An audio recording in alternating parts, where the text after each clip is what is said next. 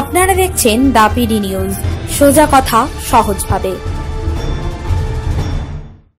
নমস্কার, আমি সায়ন, আর এখন দেখে নেব দ্য পিডি নিউজে বিনোদনের এক ঝলক।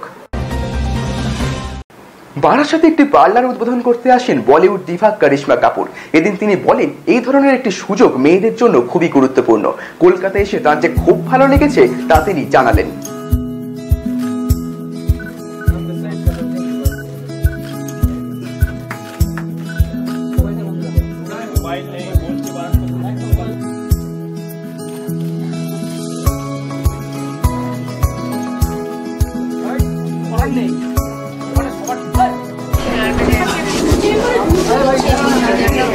अच्छा लगता है कोलकाता आके, तो it's always a pleasure to be back over here. Well अभी आपको सुनने में आएगा, थोड़ा नीचे रहा ले क्या? ठीक है, तो यहाँ हम स्वामीज पार्लर में आए हैं।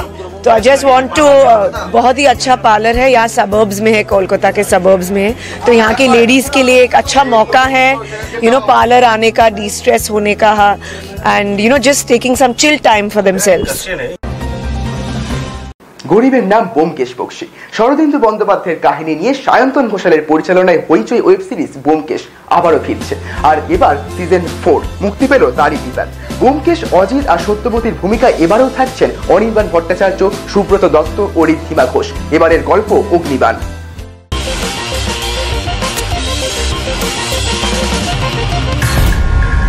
ব্যোমকেশ দা, সর্বনাশ হয়ে গেছে। মানুষ যখন অন্যকে মারার জন্য প্রথম অস্ত্রটা আবিষ্কার করেছিল না, মানুষ সেদিনই তার মৃত্যুঘণ্টাকে নির্মাণ করে দিয়েছিল।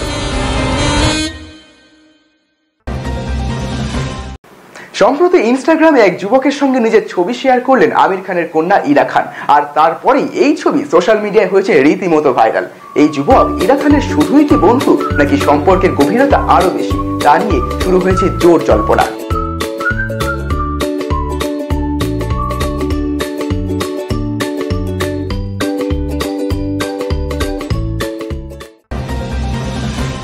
দ্য পিডি নিউজে এখন সময় হয়ে গিয়েছে একটি ছোট্ট বিজ্ঞাপন বিরতি। কোথাও যাবেন না, ফিরে আসছি বিরতির পর। আপনি কি বাজাজে টু হুইলার কিনতে চান? তাহলে অবশ্যই আসতে হবে ডায়মন্ড হারবারে জ্যোতি মোটরসে। যে কোনো টু হুইলার্সের ইন্স্যুরেন্স করা হয় এখান থেকে।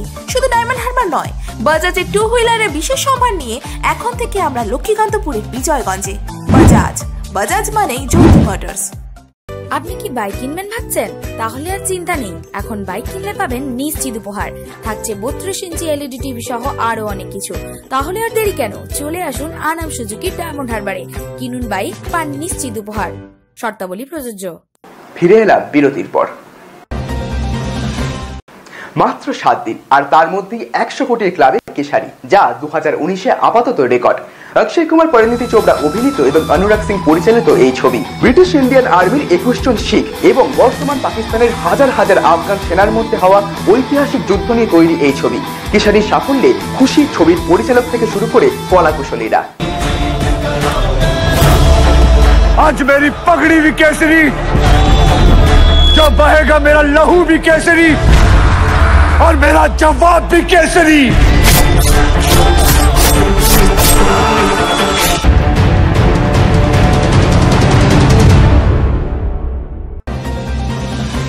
গ্ল্যামার কুইন অভিনেত্রী, আর তারপর বর্তমানে রানীগঞ্জের লোকসভা কেন্দ্রের তৃণমূল কংগ্রেস প্রার্থী। তিনি মহানায়িকা সুচিত্রা সেনের কন্যা মুনমুন সেন। বাংলা সহ হিন্দি, তামিল, তেলেগু, মালায়ালাম একাধিক ইন্ডাস্ট্রিতে প্রচুর ছবিতে অভিনয় করেছেন তিনি। তবে বর্তমানে ভোটের প্রচারের কাজেই তিনি বেশি ব্যস্ত। দ্য পিডি নিউজের পক্ষ থেকে মুনমুন সেনের প্রতি রইল জন্মদিনের এক ঝাঁক শুভেচ্ছা।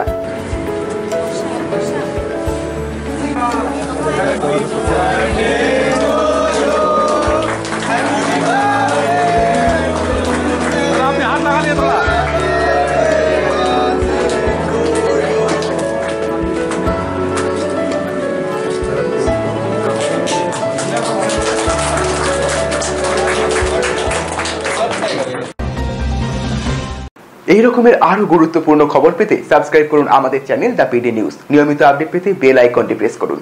দেখতে থাকুন দ্য পিডি নিউজ, সোজা কথা সহজভাবে।